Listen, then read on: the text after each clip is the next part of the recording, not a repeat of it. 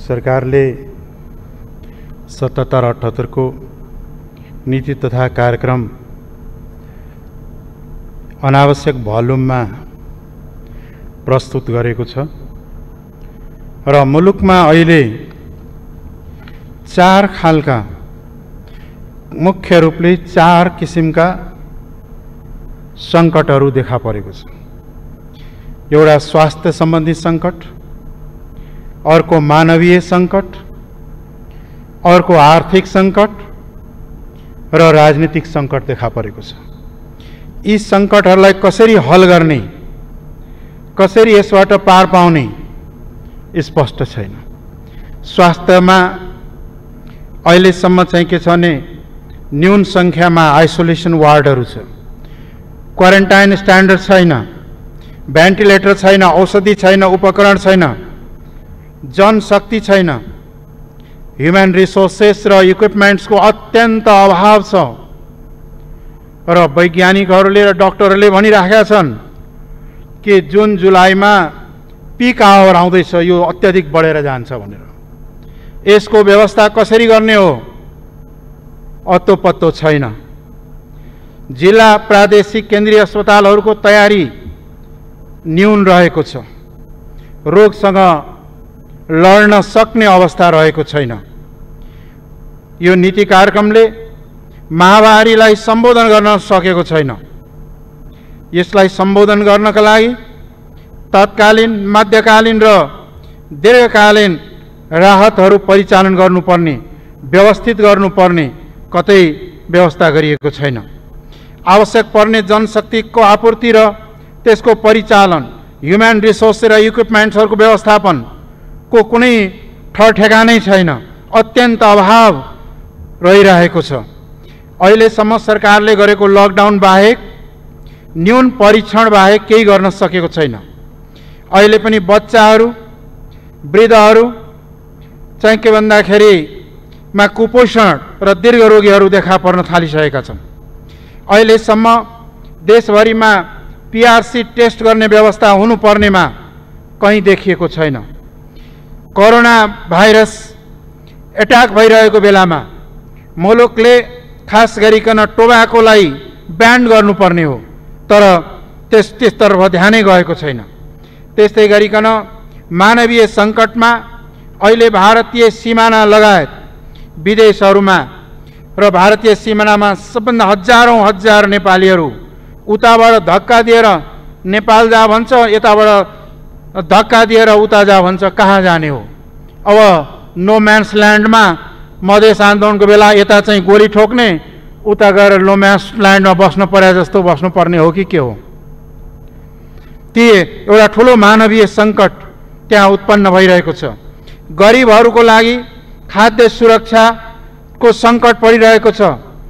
अहिले चाहिँ माल न्युट्रिसन बढ्दै गएको छ। एकदम चाहिँ गरिब रेखामुनि रहेकाहरूले राहत, पर्याप्त राहत, आवश्यक राहत समेत पाइराखेको व्यवस्था रहेको छैन। अब विदेशबाट आउने नागरिकहरूलाई कहाँ राख्ने हो, कहाँ व्यवस्थित गर्ने हो? सरकारको कुनै दृष्टिकोण, कुनै व्यवस्था नै छैन। त्यसै गरिकन आर्थिक सङ्कटको रूपमा हेर्दाखेरि राजनीतिक स्थिरता र समृद्ध नेपालको नारा दिएर वर्तमान सरकार बनेको हो, तर बजेट खर्च गर्ने क्षमता र अवस्था नै छैन। अहिले वर्ल्ड ब्याङ्कले भर्खरै निकालेको इन्फर्मेसनमा 2.5% वृद्धि दर र त्यो पनि तल्लो गइरहेको छ। यसले आर्थिक सूचाङ्कहरू खस्ने, रेमिटेन्सहरू खुम्चिने र गिरावट आउने, वित्तीय संस्थाहरू धराशायी हुने, ब्याङ्कहरू दिवालिया हुने, भ्रष्टाचार र अनियमितता तीव्र गतिले बढ्ने सङ्केत दिइसकेको छ। यसलाई रोक्ने कुनै उपाय देखिँदैन। पछिल्लो 6 वर्षमा सभामुख महोदय 60 अरब रुपियाँभन्दा बढी कृषि अनुदानमा प्रभाव भएको छ, तर वास्तविक किसानले नपाएको गुनासो बढिरहेको छ। यस्तो अवस्थामा कृषिको उत्पादन दोबर गर्ने कुरा हावादारी कुरा बाहेक केही पनि होइन। आर्थिक सूचाङ्कको स्थिति नराम्रो हुँदै गएको छ। विपन्न वर्गले निकै कष्ट भोग्न पर्ने अवस्थाहरू आउँदै गएको छ। भर्खरै गरिबीबाट केही परिवारहरू माथि आएका थिए, ती अझ फेरि गरिबीतर्फ र दरिद्रतर्फ फर्किँदै गएका छन्। यसलाई रोक्ने उपाय खोइ? उत्पादन र सप्लाई चेन नै ठिक भएन भने यो अर्थव्यवस्था कहाँ धराशायी भएर जान्छ? सङ्कटग्रस्त इकोनोमीलाई कसरी माथि ल्याउने, कसरी रिकभरी गर्ने, त्यसको पोलिसी खोइ? रिकभरी पोलिसी नै छैन गभर्मेन्टसँग। र त्यसै गरिकन कृषि बजार र भण्डारणको अभावमा घरेलु उत्पादन चाहिँ के छ भन्दाखेरि खेर गइरहेको छ।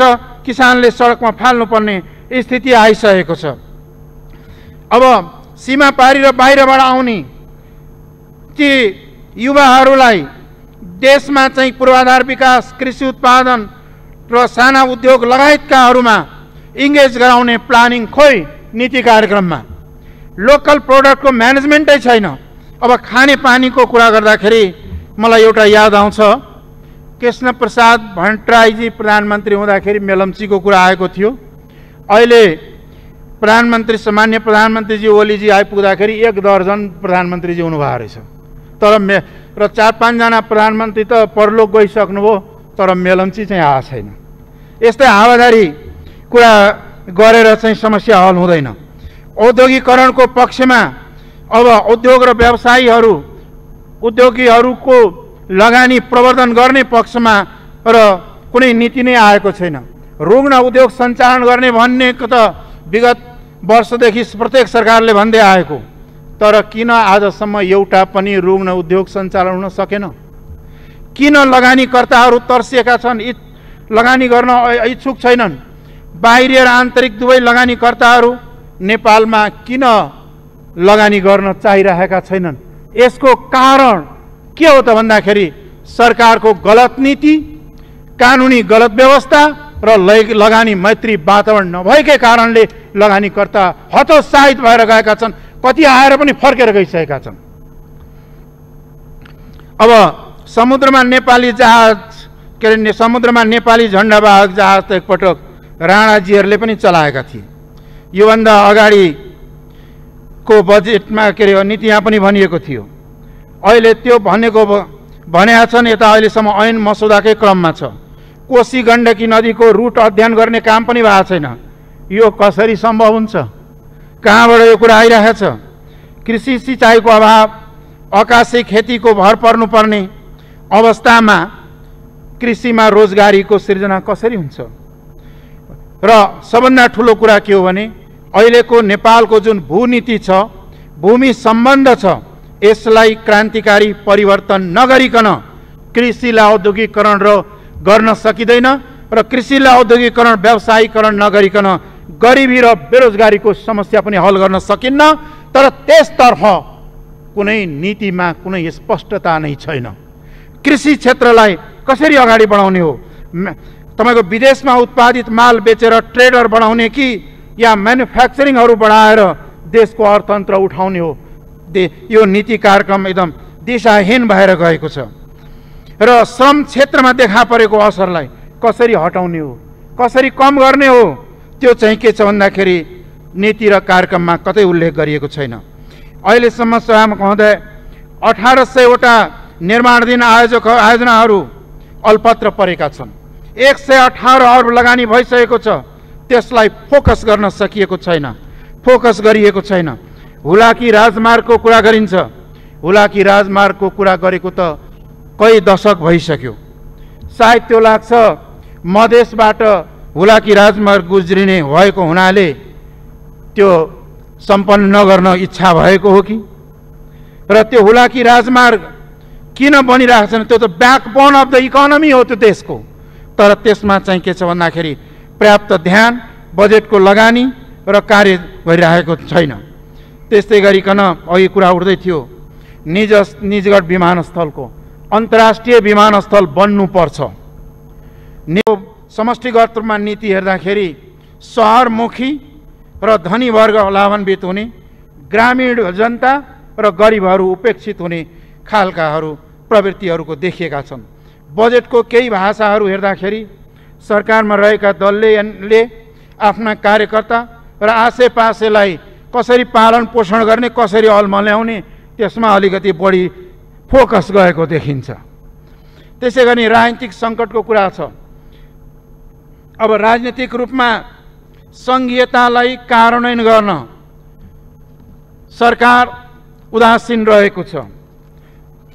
सङ्घीयतालाई कार्यान्वयन गर्नका लागि प्रदेशको एकल क्षेत्राधिकारभित्र पर्नेको प्रदेश संविधानको सूची 6 मा अनुसूची 6 मा प्रादेशिक अधिकारभित्र एकल सूचीमा पर्ने सहकारी, कृषि, खानेपानी, स्वास्थ्य, शिक्षा, वन जङ्गल, उद्योग, गुठी लगायतका कुराहरूलाई केन्द्र सरकारले, सङ्घीय सरकारले आफ्नो हातमा लिने र आफै सञ्चालन गर्ने हो भने सङ्घीयता धरापमा पार्ने षड्यन्त्र भएको स्पष्ट देखिन्छ। यत्रो बलिदान गरेर प्राप्त भएको सङ्घीयतालाई धरापमा पार्ने कसैलाई अधिकार छैन। त्यसै गरी स्थानीय तहको कार्य पनि यसै नीतिमा आएको छ। यसले चाहिँ भोलि सङ्घीयतालाई धरापमा पार्ने हो भने मुलुक भयङ्कर सङ्कटमा पर्न सक्छ र पार्ने कार्य हुनेछ। त्यस्तै गरिकन राजनीतिक रूपले हेर्ने हो भने अहिले पनि नेपालमा नागरिकता विहीन लाखौं लाख मधेस लगायत हिमाली जनताहरू रहेका छन्। ती नागरिकताको संशोधन, नागरिकता ऐन संशोधन बिल आएको थियो 2 वर्ष अगाडि, कता हरायो, के भयो? त्यो अहिले अलपत्र परेको छ। संविधानको कुरा गर्ने हो भने सभामुख महोदय, निश्चित रूपमा यो संविधान जारी हुँदाखेरि देशको आधाभन्दा ठुलो जनसङ्ख्याले कालो दिवस मनाएका थिए र संविधानलाई अस्वीकार गरेका थिए। अब त्यसलाई त्यो अस्वीकार गर्ने र कालो दिवस मनाउनेको संविधान बनाउने कि नबनाउने, कि मात्र केवल केही रुलिङ एलिट्सहरूको मात्रै संविधान बनाएर लैजाने हो?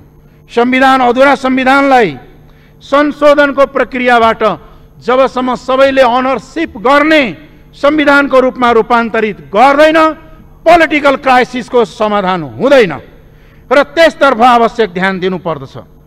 अर्को कुरा के भन्दाखेरि उद्योग धन्दा कुरा गरिएको छ। विकासलाई सबै क्षेत्रमा, सबै भूगोलमा र सबै ठाउँमा सन्तुलित र न्यायोचित रूपले विकास निर्माणका कार्यहरू अगाडि बढाउनुपर्छ। राजा महेन्द्रले जङ्गल फाँडेर हाइवे बनाए, मुलुकको वन विनाश भयो र त्यसदेखि उतापट्टि उद्योग धन्दा कारखाना नबनाउने भनेर हर्क गुरुङले प्रतिवेदन दिएका थिए 2042 सालमा। अहिलेको चाहिँ सरकारको नीति कार्यक्रम हेर्दाखेरि तिनै हर्क गुरुङको पुनरावृत्ति बाहेक अरू केही छैन। राजमार्गदेखि दक्षिण पनि नेपाली नागरिक नै बस्छ।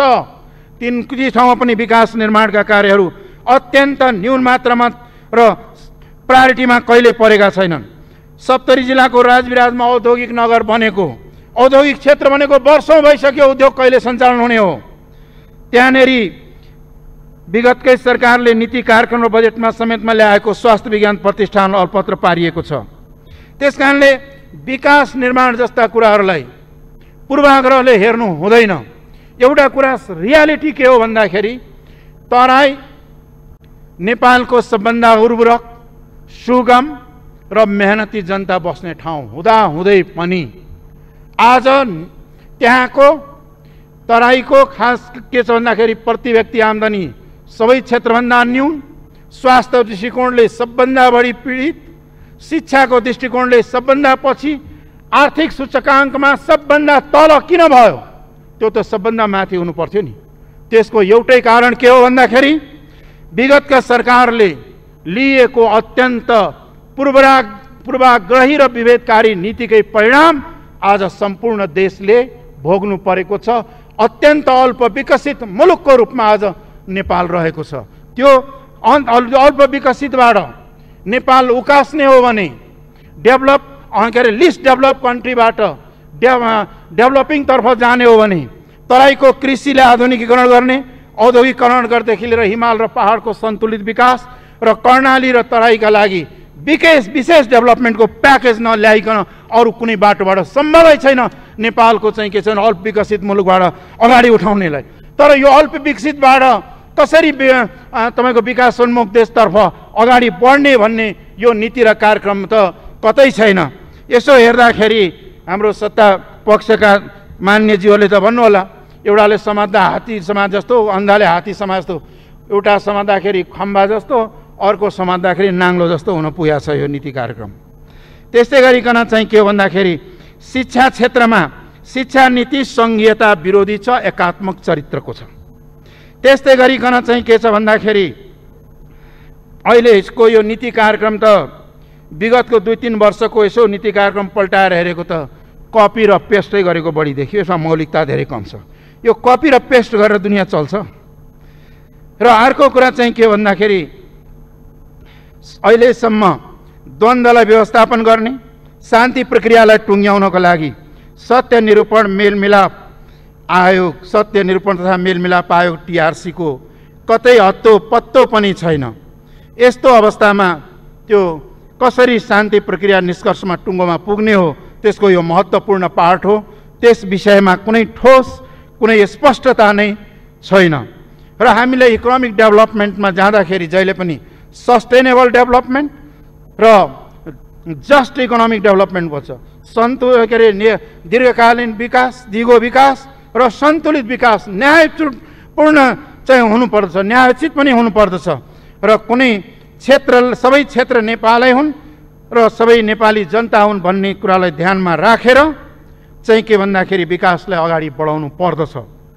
र अहिले मान्यजीहरूले उठाउनु भएको सरकारले पनि लेखेको छ लिपु लेकको कुरा, लिपु लेक होस् या चाहिँ के भन्दाखेरि महाकालीको होस् या यतापट्टि सुस्ताको होस्, यी समस्याहरूलाई समाधान गर्नुपर्छ। र यो समस्या सरकारको अकर्मण्यता र कूटनीतिक असफलताकै परिणाम हुन्। यो कूटनीतिक असफलताको परिणाम देखा परेका हुन्। यसलाई चाहिँ के छ भन्दाखेरि हल गर्नका लागि चाहिँ के भन्दाखेरि बाइलेटरल डिप्लोमेटिक च्यानलबाट बाइलेटरली चाहिँ के छ भने डायलग गरेर यी समस्यालाई चाँडै हल गरोस्। र सरकारले अहिले मुख्य रूपमा स्वास्थ्य, शिक्षा, कृषि र चाहिँ के छ भने उत्पादन र सप्लाई र तलको पिपुलसम्म जाने राहत र स्वास्थ्य जनताको संरक्षण गर्नेमा ध्यान केन्द्रित गर्नुपर्दछ। र यसतर्फ ध्यान जाओस्। र यो नीति कार्यक्रमलाई मेरो अनुरोध के हो भने यसमा कुल माइन्डले थिङ्क गरेर पुनर्विचार गरेर यसलाई परिमार्जन गर्नुहोस्। धन्यवाद।